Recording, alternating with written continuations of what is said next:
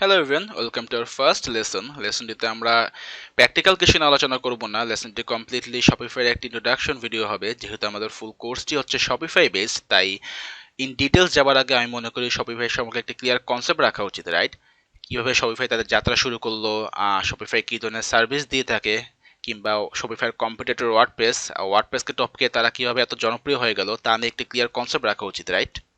So সালটা হচ্ছে 2006 সাল। দুই কানাডিয়ান বন্ধু তারা প্ল্যান করেছিল যে শীতকাল আসলে তারা শীতকালে স্নোবোর্ড গিয়ার্স সেল করবে। স্নোবোর্ড গিয়ার্স বলতে স্কেট, স্টিক বা হাবিজাবি আর কি, স্নোবোর্ড করতে যা যা লাগে স্নোবোর্ডিং করতে।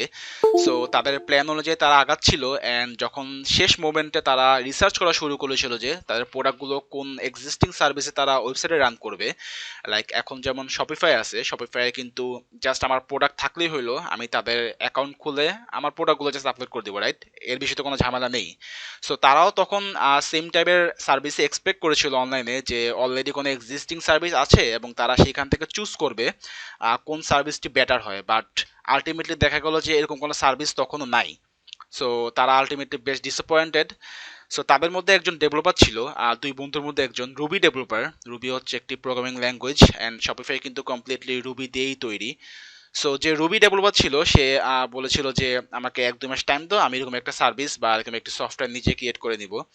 সো 1-2 মাসের মধ্যে সেই ফ্রেন্ড তাদের নিজেদের একটি সিস্টেমই ক্রিয়েট করে নিল, অ্যান্ড তারা প্রিটি কুইক বা প্রিটি সুন তাদের প্রোডাক্টগুলো লঞ্চ করে ফেললো। সো যখন তারা হচ্ছে লাইভ চলে গেল বা প্রোডাকশনে চলে গেল, তখন দেখা গেল যে বেশিরভাগ কাস্টমার তাদের প্রোডাক্ট থেকে তাদের সার্ভিসে বেশি আগ্রহী।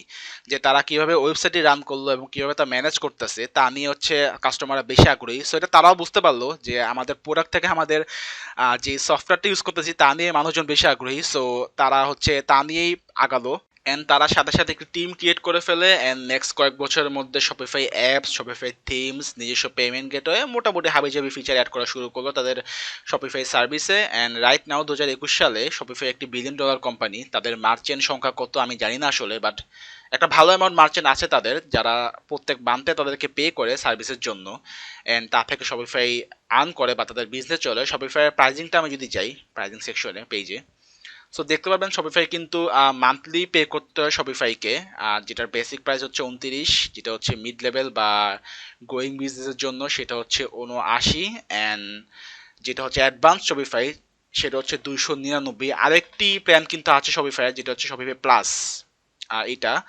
যেটার হচ্ছে মান্থলি সাবস্ক্রিপশন প্রাইস হচ্ছে $2000, যেটা শপিফাইকে মান্থলি দিতে হয়। সেটা হচ্ছে আসলে বেশ বড় বিজনেসের জন্য, যেগুলো অলরেডি বেশি ব্র্যান্ড ভ্যালু আছে তাদের, অলরেডি অনেক সেল হয় সেসব বিজনেসের জন্য। ম্যাক্সিমাম ক্লায়েন্ট হচ্ছে বেসিক শপিফাইটি ইউজ করে, যারা স্টার্টিং ক্লায়েন্ট তারা হচ্ছে বেসিক শপিফাই ইউজ করে। অ্যান্ড শপিফাই অ্যাপস থেকে রেভিনিউ নেয়, অ্যাপস ডট শপিফাই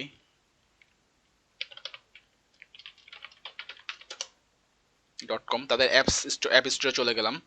এখান থেকে শপিফাই রেভিনিউ আর্ন করে। লাইক এখানে কিন্তু প্রত্যেকটা অ্যাপস হচ্ছে মান্থলি সাবস্ক্রিপশন দিতে হয়। ফ্রি অ্যাপ খুব কম, খুব কম বললে কি বলবো, নাই বলতে চলে বলতে গেলে, কজ এটা শপিফাই, এখন সবাই এখানে অ্যাপ সেল করে, অ্যান্ড সবাই এখানে কিন্তু অ্যাপ সেল করে ভালো একটা অ্যামাউন্ট আর্ন করে। লাইক পেজ ফ্লাই, এটা কিন্তু খুবই পপুলার একটি অ্যাপ, অ্যান্ড দেখেন রেটিং হচ্ছে 6000। এটা কিন্তু $1 মিলিয়ন কোম্পানি।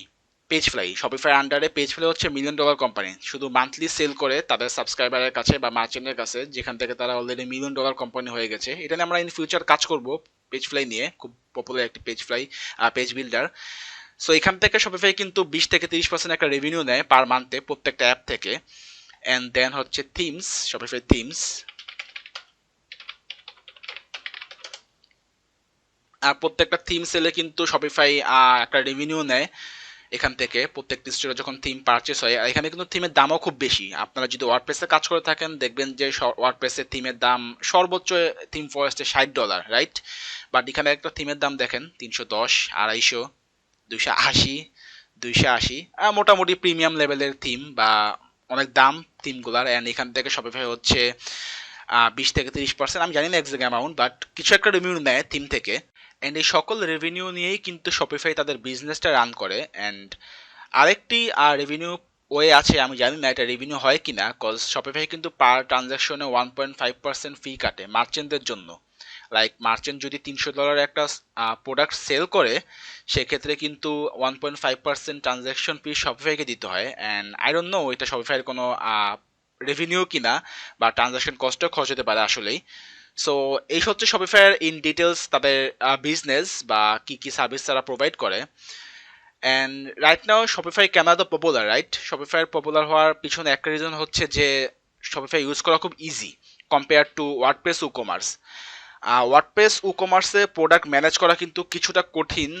যারা হচ্ছে নিউ ইউজার, যারা ওয়ার্ডপ্রেস অলরেডি ইউজ করে না, তারা হচ্ছে ওয়ার্ডপ্রেসের প্রোডাক্ট ম্যানেজমেন্ট করাটা কিন্তু খুব কঠিন বলতে গেলে। যারা অলরেডি ওয়ার্ডপ্রেসে কাজ করেন তারা হয়তো বা জানেন, কিন্তু শপিফাইয়ের প্রোডাক্ট যে ইউআইটা, প্রোডাক্ট পেজের প্রোডাক্ট ম্যানেজ করার যে ইউআইটা পেজটার বা ইউএক্সটা কিন্তু খুব খুব খুব সিম্পল।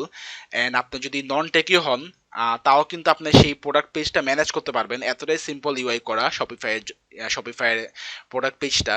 সো বুঝতেই পারছেন। অ্যান্ড আরেকটা ব্যাপার হচ্ছে গিয়ে শপিফাইয়ে কিন্তু আমার জাস্ট থিম কিনে প্রোডাক্ট আপলোড করে আমার কাজ কিন্তু এখানে শেষ, আমার কিন্তু আর কিছু করা লাগতেছে না এখানে। আর ওয়ার্ডপ্রেসের ক্ষেত্রে যেটা হচ্ছে গিয়ে ওয়ার্ডপ্রেসে কিন্তু আমার সার্ভার হোস্টিং, আমার সিকিউরিটি সব কিছু আমাকে মেনটেন করা লাগে ওয়ার্ডপ্রেসের ক্ষেত্রে A to Z। শপিফাইয়ের ক্ষেত্রে আমার যেটা অ্যাডভান্টেজ সেটা হচ্ছে আমার জাস্ট আমি প্রোডাক্ট সেলের উপর ফোকাস থাকবো, আমার আর কোনো কিছু নিয়ে এখানে টেনশন করা লাগবে না। সার্ভার, আমার ভিজিটরের র্যাম ইউজেস আমার সার্ভারের, অ্যান্ড সিকিউরিটি ইস্যুস, প্রোডাক্ট বা ট্রানজ্যাকশন ইস্যুসগুলা, এগুলা সব হচ্ছে শপিফাই হ্যান্ডেল করবে। আপনি জাস্ট প্রোডাক্ট সেলিংয়ে ফোকাস থাকবেন, যার জন্য শপিফাই হচ্ছে এতটা পপুলার বাহিরের কান্ট্রিতে যারা হচ্ছে প্রোডাক্ট সেল করে। এন্ড এই কারণেই হচ্ছে ওয়ার্ডপ্রেসের কম্পিটিটর বা ওয়ার্ডপ্রেসকে টোক্কা দিয়ে এখন শপিফাই উপরে উঠে গিয়েছে, তাদের সিম্পল ইউআই ইউএক্স ডিজাইন এমন তাদের ফুল সার্ভার ফাংশনালিটির জন্য। সো আই হোপ এই ভিডিওটি হেল্পফুল ছিল। আমরা শপিফাইয়ের কনসেপ্ট বা শপিফাইয়ের হিস্ট্রি সম্পর্কে একটা ইন ডিটেলস ধারণা দিতে পেরেছি। নেক্সট লেসনে আমরা শপিফাইয়ের অ্যাকাউন্ট ক্রিয়েট এবং পার্টনার অ্যাকাউন্ট, যেটি নতুন একটি সার্ভিস বা শপিফাইয়ের নতুন একটি চ্যাপ্টার হবে, সেটি নিয়ে আলোচনা করব। টিল দেন সবাই ভালো থাকবেন, গুড বাই।